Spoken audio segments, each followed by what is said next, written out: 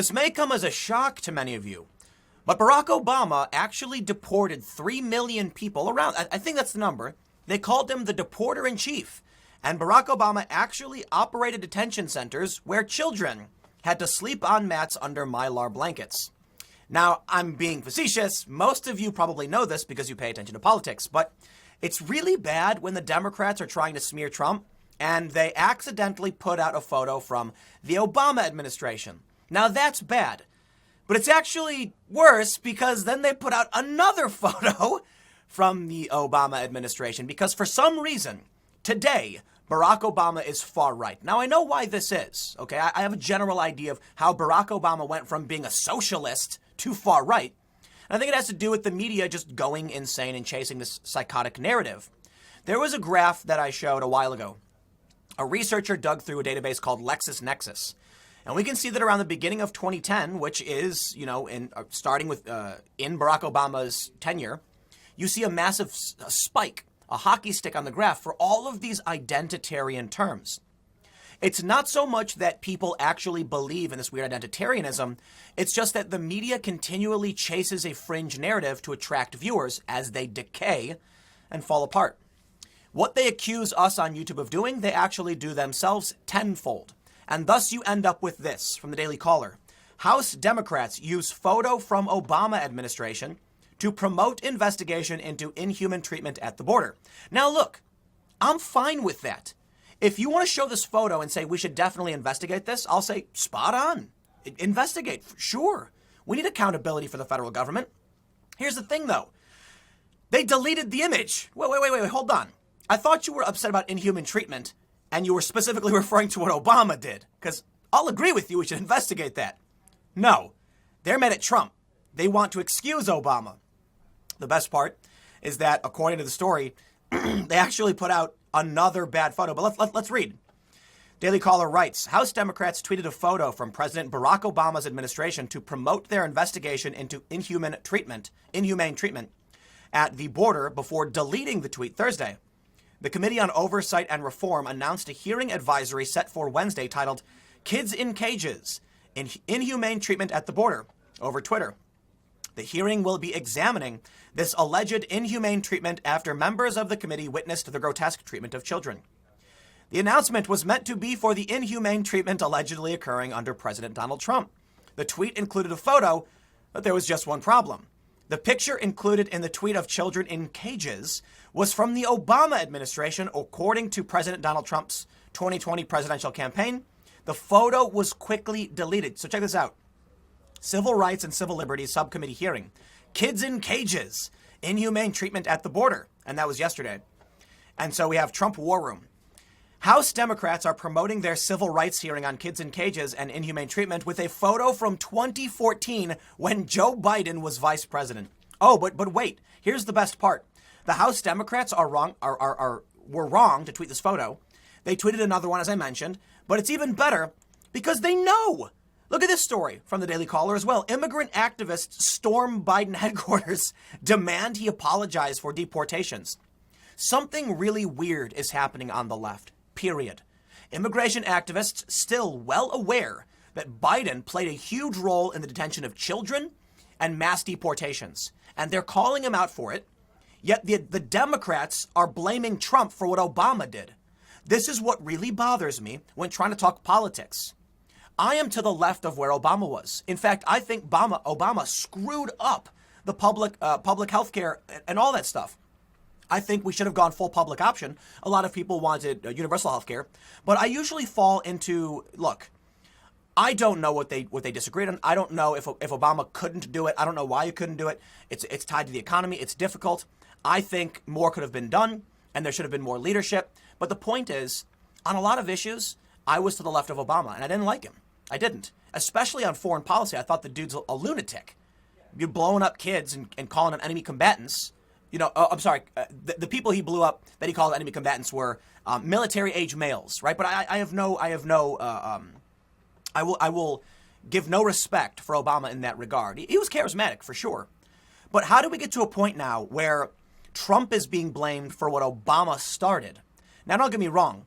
We've had an ongoing crisis on the border, and the border facilities aren't getting better. But again, it's this weird thing that we see among activists where they really believe the president is like the supreme chancellor. And it's kind of disconcerting. The president can't do that much. Okay, so most of you might know, later today, I will be at the White House Social Media Summit.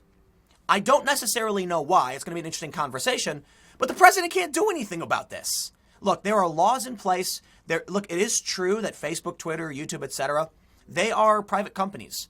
I think the conversation needs to be had, and our lawmakers need to move forward with some kind of assessment of how these companies are kind of taking it both ways, acting as publishers and platforms while getting, immunities not granted to any other company. So I think it's an important conversation. But what can the president really do? Okay, I'm not saying he's powerless. The president is, by all measurements, one of the most powerful people on the planet, if not. But that's in terms of executive authority, meaning when it comes to sending a drone to blow someone up, there's a lot of power behind that.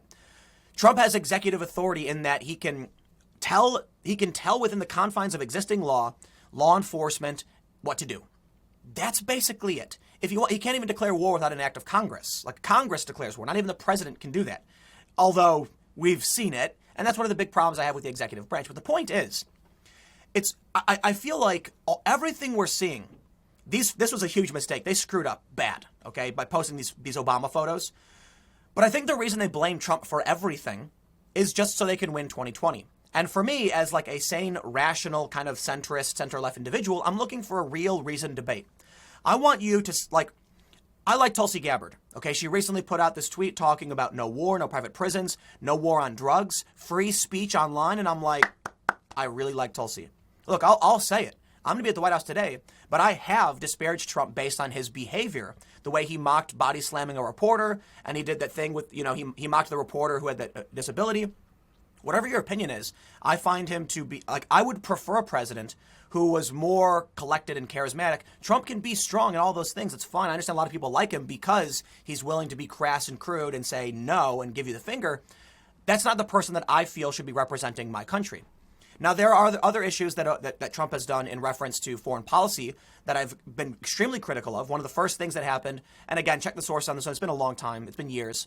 A commando raid in Yemen shortly after Trump was inaugurated, resulting in the death of an 8-year-old American girl.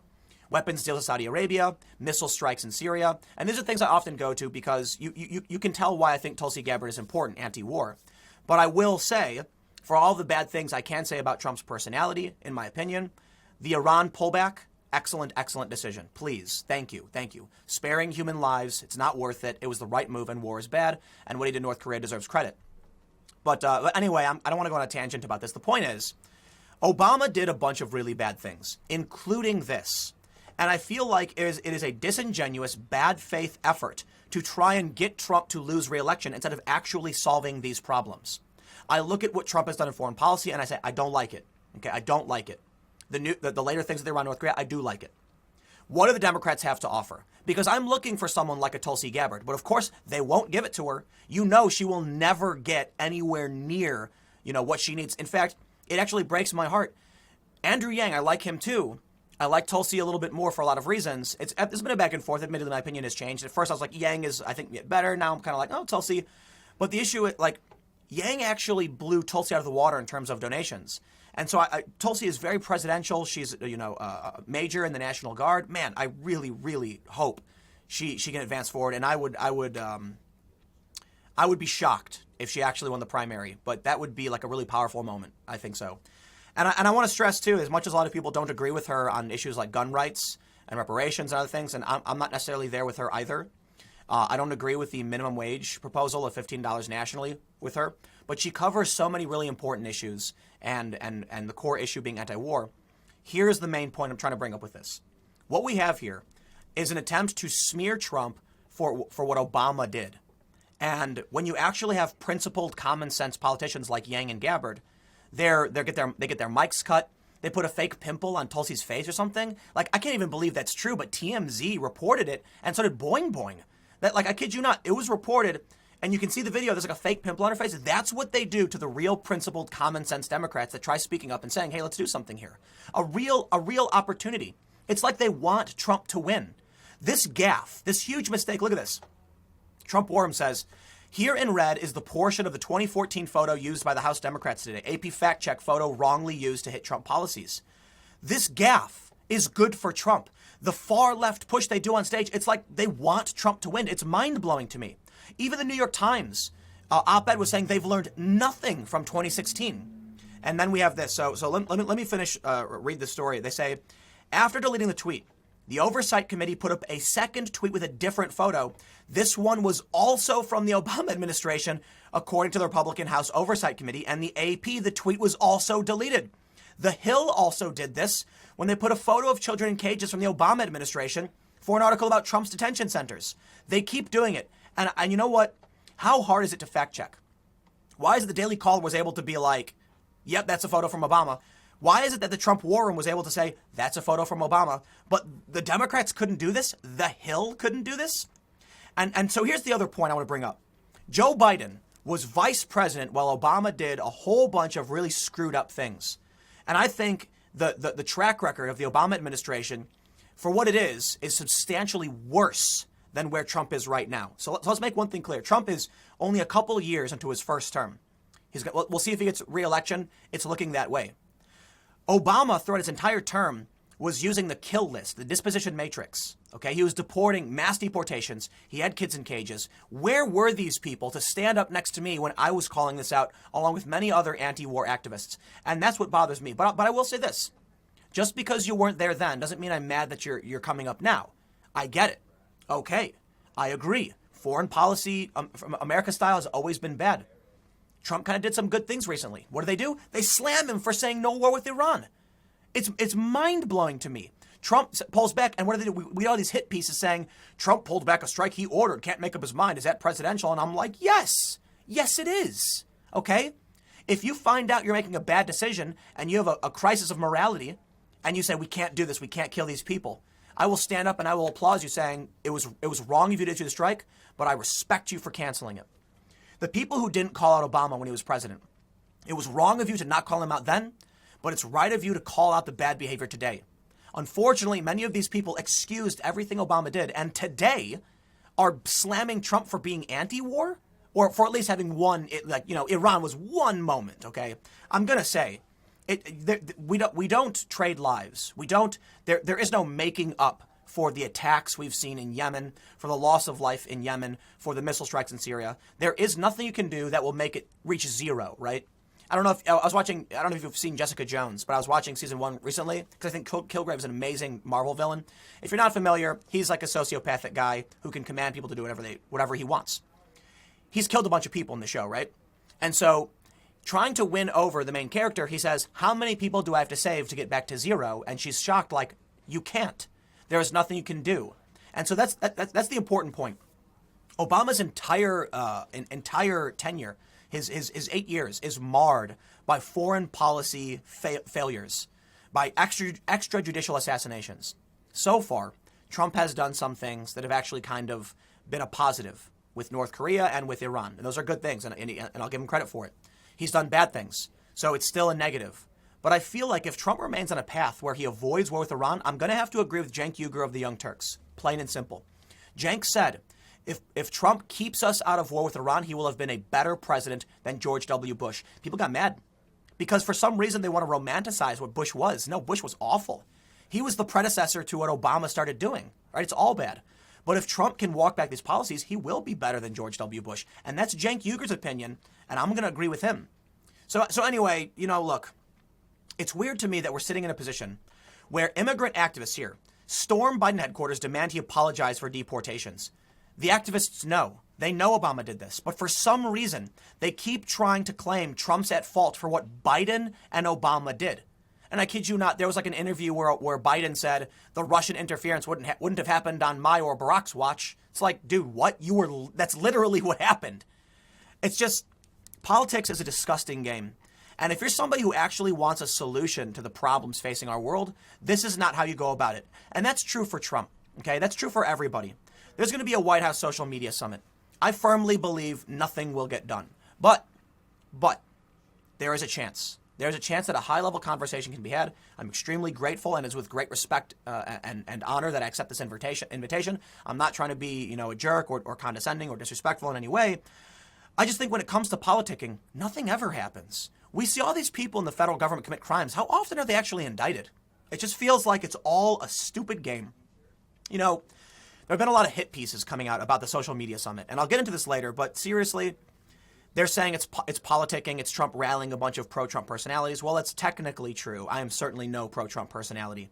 So I do have respect for them inviting me. They've also invited Bill Ottman, the CEO of Minds, who I do not believe, I'm not going to put words in his mouth, but I'm pretty sure he is not a pro-Trump individual. It's more about liberties, free expression, and things like that. So it's not one-sided. But I do think a bit of this is about Trump recognizing he needs that social media power for re-election. And I don't think, any of these people at the White House will have the power to actually change anything. I feel like all we really see is an influence war, and that means lying, cheating, and stealing. And I don't know if there's anything that can be done to stop it. So anyway, instead of making this video 3 hours long, I'm trying to get all of my work done really, really quickly because the summit is today, and I have to be done before like 1 p.m. So I'll leave it there. Thanks for hanging out. Stick around. The next video will be at 1 p.m., and I will see you all there.